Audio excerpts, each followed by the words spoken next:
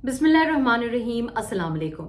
Focus with Faiza में आपको खुश आमदीद। इस वक्त मैं फोकस करूंगी इमरान खान साहब की 5 जुलाई को होने वाली अहम तकरीर पर। ये तकरीर हालिया होने वाली कुछ तकारीर में से काफ़ी मुख्तलिफ है और उसकी 2-3 अहम वजूहात हैं।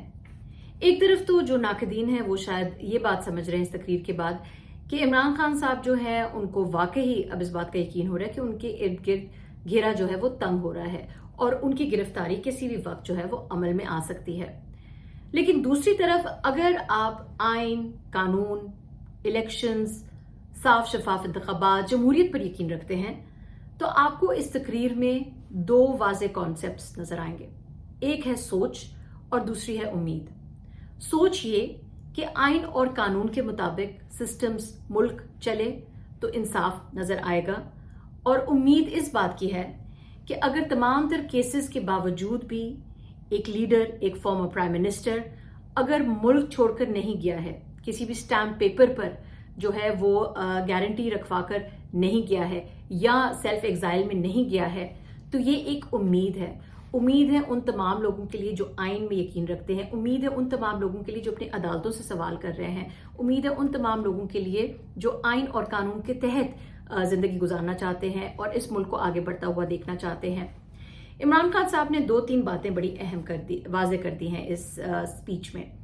उन्होंने एक तो ये वाज़ेह कर दिया है कि फिलहाल कोई भी डील उनकी इस्टेब्लिशमेंट के साथ नहीं हो रही है, और वो इस तरीके से वाज़ेह हो रहा है क्योंकि उन्होंने कहा है कि मैं यही हूं और मैं मुल्क छोड़कर नहीं जा रहा। दूसरी बात उन्होंने ये वाज़ेह की है कि मैं अकेला हूं और मैं फिर भी जो है वो डर नहीं रहा हूं, मैं सिर्फ अल्लाह ताला से डरता हूं। मेरे खिलाफ बड़े केसेस हो गए हैं, उन्होंने कहा तकरीबन 180 तक केसेस पहुंच गए हैं, लेकिन इस वक्त जो है मैं समझता हूं जितने भी केसेस हैं मैं उनका मुकाबला करूंगा। तीसरा, उन्होंने मिलिट्री कोर्ट्स के हवाले से जो बात की है ये बड़ी अहम है। मिलिट्री कोर्ट्स के हवाले से अब तक तो वो ये कहते आए थे कि मिलिट्री कोर्ट सेटअप नहीं होनी चाहिए, और इस पर हमने बहुत सारे कानूनी जो माहिरीन हैं उनकी भी राय ली थी। बहुत सारे जो लीगल एक्सपर्ट्स, उनका ये मानना है कि एक डेमोक्रेसी में मिलिट्री कोर्ट्स की जो रिस्ट्रिक्शन है वो अवाम की नहीं है। Military courts should be restricted to the military itself. इस हवाले से उन्होंने बड़ी अहम बात की और उन्होंने ये कहा कि मैं मिलिट्री कोर्ट में भी अगर पेश होना पड़े तो मैं अपना केस खुद लड़ूंगा। अब आ जाते हैं इस तकरीर के मतन के ऊपर, और क्या ये जो अहम 2-3 इसमें जो बातें की हैं, जिन 2-3 चीज़ों की तरफ जो है वो तवज्जो मबजूल कराई गई है, उन पर देखते हैं कि इनके हवाले से आने वाली सियासत पे, आने वाले दिनों में पीटीआई पर, इलेक्शंस पर किस किस्म के असरात मुरतब हो सकते हैं। इस वक्त जो है वो जो तकरीर में इमरान खान साहब ने बड़ी अहम बातें की, उसमें सबसे पहले तो उन्होंने जो पुरअमन एहतजाज था उसके हवाले से उन्होंने जिक्र किया। आपके इल्म में होगा स्वीडन में एक बड़ा ही अफसोसनाक जो है वो वाकया हुआ, और उसमें जो हमने देखा कि कुरान पाक को वहाँ पर जलाया गया, वहाँ पर इजाज़त मिली वहाँ की अथॉरिटीज़ की तरफ से। उसके हवाले से हम देख रहे हैं बहुत सारी प्रोटेस्ट दुनिया भर में हो रही हैं। तो इमरान खान साहब ने कहा कि जो ये हुर्मत कुरान पाक है उसके लिए जो है एक प्रोटेस्ट, उन्होंने फ्राइडे को इस प्रोटेस्ट का ऐलान किया है, और साथ ही साथ उन्होंने कहा है कि हम अपनी हकीकी आज़ादी के लिए भी ये प्रोटेस्ट करेंगे। लेकिन उन्होंने ये भी कहा कि ये जो है ये प्रोटेस्ट जो है पुरअमन होनी चाहिए। शुरू में भी और आखिर में भी उन्होंने इस बात का इरादा किया कि अपना एहतजाज जरूर रिकॉर्ड कराएं, लेकिन तोड़ फोड़ की सियासत ना मैं करता हूँ, ना मैं तोड़ फोड़ की सियासत में यकीन रखता हूँ। फिर उन्होंने गिलगित बल्तिस्तान के इंतखाबात का जिक्र किया। अगर गिलगित बल्तिस्तान के हवाले से आपने असेंबली के हवाले से जितनी भी खबरें देखी हैं तो बड़े ही अफसोसनाक मनाजिर जो हैं वो देखने में आए हैं। अब इससे कोई ताल्लुक नहीं है कि आप इमरान खान को सपोर्ट करते हैं या नहीं करते हैं। अगर तो आप जमहूरियत को सपोर्ट करते हैं तो आपको गिलगित बल्तिस्तान की असेंबली पे ताले लगना, वहां पर रियासती दहशतगर्दी होना आपको नाखुशगवार गुजरेगा। और ये वाकया, ये अफसोसनाक वाकया जो है ये जमहूरियत पर एक बहुत ही बुरा हमला है और एक बहुत ही बुरा अटैक है, क्योंकि जमहूरियत में आप इस तरीके से असेंबलियों को पुलिस इस्तेमाल करके आप ताले नहीं लगा सकते। स्पीकर बाहर खड़े होकर बोलता रहा कि मुझे अंदर जाने दें, मैं स्पीकर हूं इस हाउस का, उनको भी रोका गया। तो ये जीबी के इंतखाबात के हवाले से ज़ाहिर है इमरान खान साहब ने जिक्र किया। उन्होंने आज़ाद कश्मीर का भी उन्होंने हवाला देकर कहा कि आहिस्ता आहिस्ता जहाँ पे हमारी मेजॉरिटी हुकूमत है या जहाँ पर हमारी मेजॉरिटी है वहाँ पर जो है वो नुकसान पहुँचाने की कोशिश की जा रही है, क्योंकि सबसे बड़ी पार्टी है पीटीआई। लेकिन जो लोग पाकिस्तान को एक जमहूरी कुव्वत रखना चाहते हैं, जो पाकिस्तान के इस वक्त जो फैसला साज जितने भी हुक्काम हैं ان کو میرے خیال سے وہ ہم سے بہتر ان چیزوں کو سمجھ رہے ہوں گے کہ اگر آپ پاکستان کو ایز اے ڈیموکریسی آپ دنیا میں جو ہے وہ لے کر جانا چاہتے ہیں، اور آپ نے یہاں پہ اگر سافٹ قسم کا مارشل لا لگا ہوا ہے، اسٹیٹڈ نہیں ہے، لیکن لوگوں کے حقوق جو ہیں وہ سلب ہیں، لوگوں کو جو ہے وہ ملٹری کورٹس میں پیش ہونے کی یہاں پر بازگشت ہے، تو ساتھ ساتھ ہم یہ بھی دیکھ رہے ہیں کہ اگر ڈیموکریسی کو ہم نے قائم و دائم رکھنا ہے، صرف فلرش نہیں کرنا، صرف ڈیموکریسی پیپرز پہ نہ ہو، بلکہ ہمیں نظر آئے کہ ملک میں ہو رہی ہے، جو باہر ممالک ہیں، جو بیرون ملک پاکستان کا امیج ہے، وہاں پر یہ بات واضح ہو کہ پاکستان از اے فلرشنگ ڈیموکریسی، از اے تھرائیونگ ڈیموکریسی۔ اگر یہ چیزیں واضح کرنی ہیں تو اسمبلیوں پہ تالے لگنے سے کیسے یہ مقصد حل ہوگا؟ جو الیکشنز ہیں، اگر سپریم کورٹ کو بیچ میں سٹیپ ان کرنا پڑتا ہے، آئین کے مطابق الیکشنز نہیں ہو رہے، پھر سپریم کورٹ سٹیپ ان کرتی ہے کہ 14 مئی کو الیکشنز ہونے چاہیے، پھر بھی الیکشنز ابھی تک نہیں ہوئے ہیں، تو پھر کیسے پاکستان کا ایک ڈیموکریٹک امیج جو ہے وہ باہر جائے گا؟ یہ جتنے بھی حکام بالا ہیں ان کے لیے بڑا اہم سوچنے کا مقام ہے، اور آئی ایم شور وہ سوچ رہے ہوں گے، لیکن جو مشورے دینے والے ہیں وہ سمجھ نہیں آ رہی اس وقت کہ کس نہج پر ملک کو لے کر جانا چاہ رہے ہیں، کیونکہ اگر ڈیموکریسی کے طور پہ پاکستان کو آگے پیش کرنا ہے ہم نے دنیا میں، اور ڈیموکریسی کے طور پہ ہم نے دنیا والوں کے ساتھ ڈیل کرنا ہے کہ وی آر اے ڈیموکریسی، آئیے ہم سے بات چیت کیجیے، تو اس طریقے سے کوئی بھی ہمیں ڈیموکریسی نہیں ماننے کا جہاں پہ الیکشنز وقت پہ نہیں ہوتے ہیں، جہاں پہ پولیٹیکل لیڈرز کو جو ہے وہ آسٹرسائز کر دیا جاتا ہے، جہاں پہ ہم حکومتوں کو چلنے نہیں دیتے اور حکومتوں کو ہم اوور تھرو کر دیتے ہیں ان کے 5 سال کا جو ٹینیور ہے وہ پورا ہونے سے پہلے، اور جس طریقے سے ہم ملک سے باہر بیٹھ کر سپورٹ کرتے ہیں یا ملک سے باہر بیٹھ کر ہم خبریں چلا رہے ہیں کہ جی جو چاہے وہ مشرق وسطیٰ میں ہو، چاہے ہم دیکھتے ہیں لنڈن میں ہو، یہ تمام تر ملک کے فیصلے جو ہوتے ہیں وہ ملک سے باہر ہو رہے ہیں، تو کون سی ڈیموکریسی ہے جس کے فیصلے جو ہیں وہ باہر ہوتے ہیں؟ یہ صرف عمران خان کا سوال نہیں ہے، یہ تمام تر ان لوگوں کا سوال ہے جو جمہوریت میں اور حقیقی جمہوریت میں جو ہے وہ یقین رکھتے ہیں۔ ہم دیکھتے ہیں کہ جو عمران خان صاحب کی تقریر کا متن ہے اس میں ظاہر ہے انہوں نے اریسٹ کا ذکر کیا، انہوں نے کہا کہ تمام تر کارکنان کو، سپورٹرز کو، یہاں تک کہ جو پولیٹیکل ورکرز یا جو ٹکٹ ہولڈرز جو گھر میں موجود نہیں تھے ان کے بچوں تک کو گرفتار کیا گیا، جہاں پہ ایک ٹکٹ ہولڈر نہیں تھا وہاں پہ ایک بھائی بہن کو گرفتار کیا گیا، انہوں نے کہا کہ ہماری عورتوں کو جو ہے وہ گرفتار کیا گیا ہے، اور اس کے ساتھ ساتھ جو ہے انہوں نے یہ بھی کہا ہے کہ جو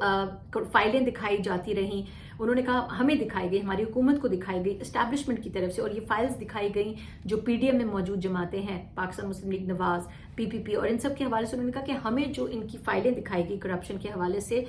ہمیں جو ڈیٹیلز بتائی گئی، آج کس طریقے سے جو ہے یہ حکومت بنا کر بیٹھے اور کس طریقے سے جو ہے یہاں پر یہ مسلط کیے گئے ہیں عوام کے اوپر۔ پھر اگر ہم بات کرتے ہیں آئین اور قانون کی، تو یہ میرا خیال سے سمجھنا بڑا ضروری ہوگا کہ اس وقت جو ہے عمران خان صاحب پر تقریباً انہوں نے کہا 170 کیسز ہیں، اور انہوں نے کہا کہ صرف 5 تاریخ کو ہی، یعنی اس تاریخ میں ان کے اوپر 6 مزید ایف آئی آرز درج ہوئی، یعنی 180 تک ان کے کیسز جا پہنچ رہے ہیں، اور یہ بھی انہوں نے کہا کہ یہ کبھی بھی ریکارڈ پر نہیں آیا کہ کسی بھی بڑے ہارڈنڈ کرمنل کے خلاف بھی تقریباً 15 ایف آئی آرز جو ہیں وہ ایک دن میں ہوئی ہوں۔ تو یہ تو ایک سوال ضرور ہمارے قانون کے اوپر، ہماری آئینی جو فریڈم آف ایکسپریشن ہے، جو رائٹس ہیں کسی بھی پاکستانی شہری کی، and this is a former prime minister of Pakistan that we talking about. 3 بڑے بڑے کیسز ہیں جن کی بات کی جاتی ہے، توشہ خانہ کی بات کی جاتی ہے، القادر ٹرسٹ کیس کی بات کی جاتی ہے، اور اس کے علاوہ جو کوئٹہ کے لائر ہیں ان کا جو قتل ہوا، جو ان کے حوالے سے جو رزاق شاہ ہیں، 1 گھنٹے کے اندر اندر ان کے خلاف جو تھی وہ ایف آئی آر درج ہو گئی تھی، جس کے بعد ہم نے دیکھا کہ ان کی اہلیہ کا بھی بیان آیا کہ بڑی خاندانی دشمنی تھی۔ عمران خان صاحب نے بھی یہ ثبوت دکھائے، لیکن یہ ثبوت جو تھے یہ چلے بھی، سوشل میڈیا پر بھی چلے، نیوز چینلز پر بھی، کہ جو فیملی تھے انہوں نے پروٹیسٹ کیا، انہوں نے نام لکھے ان لوگوں کے جو انہوں نے کہا کہ انہوں نے یہ جو کوئٹہ کے لائر ہیں جو رزاق شاہ، ان کے قتل میں جو ان کو شکوک شبہات ہے کہ وہ ملوث ہوں گے، کیونکہ ان کی دشمنیاں، خاندانی دشمنیاں چل رہی تھی، اور پاکستان میں خاندانی دشمنیاں چلتی ہیں، یہ کوئی نئی بات نہیں ہے، لیکن یہاں پر تو فیملی بول رہی ہے کہ خاندانی دشمنی ہے، اور اس میں بھی جو لطیف کھوسہ صاحب ان کو ریپرزینٹ کر رہے تھے، اسٹے نہیں مل سکا ہے، اور اس میں بھی ریلیف فی الحال تو عمران خان صاحب کو نہیں ملا۔ تو یہ 2-3 جو اہم کیسز ہیں، ان کے علاوہ 180 ایسے کون سے کیس ہو سکتے ہیں؟ بہت ساری مختلف ایف آئی آرز جو ہیں وہ ایک سابقہ وزیر اعظم کے خلاف 6 ماہ میں کٹی ہیں، تو یہ ایک سوچنے کا مقام ہے کہ ہمارا آئین کیا واقعی فعال ہے؟ ہمارے قانونی ادارے کیا واقعی कानून की जो है वो इस वक्त सपोर्ट कर रहे हैं और कानूनी तरीके से मामलात को लेकर आगे चल रहे हैं। उन्होंने अपनी ज़िंदगी के जो अपनी लाइफ थ्रेट्स के हवाले से उन्होंने बात किया कि मेरे पे बड़े सख्त लाइफ थ्रेट्स हैं और मुझे मेरे दोस्तों ने कहा है कि पाकिस्तान से बाहर आ जाओ, तुम्हें पाकिस्तान में नहीं रहना चाहिए, लेकिन मैं पाकिस्तान से बाहर नहीं जाऊंगा। 9 मई के बाद हमने देखा पीडीएम की तरफ से बार बार ये नैरेटिव आ रहा था। फिर हमने देखा कि जो DGISPR की तरफ से जो इशारतन PTI के हवाले से बात की गई थी, तो बयानिया यही सामने आ रहा है कि शायद ऐलान जंग PTI की तरफ से, इमरान खान की तरफ से किया गया है रियासत पर या रियासती इदारों पर। लेकिन जो इमरान खान साहब के खिलाफ जो केसेस हैं, जो इस वक्त लोगों को जो जेलों में रखा गया है, बहुत सारी इलीगल डिटेंशन है, बहुत सारे लोगों को अबडक्ट किया गया है और उनके बारे में इल्म नहीं है उनकी फैमिली को, उनके खिलाफ में कोई FIR नहीं है,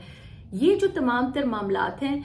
तो क्या इससे ये वाज़ेह होता है कि PTI ने कोई जंग का ऐलान किया हुआ है रियासती इदारों के खिलाफ, या ये बात मजीद वाज़ेह है कि 180 जो FIR तकरीबन दर्ज हो चुकी हैं इमरान खान साहब के खिलाफ, PTI के वर्कर्स और कारकुनान को जो है वो गायब किया जा रहा है या उनको अरेस्ट किया जा रहा है,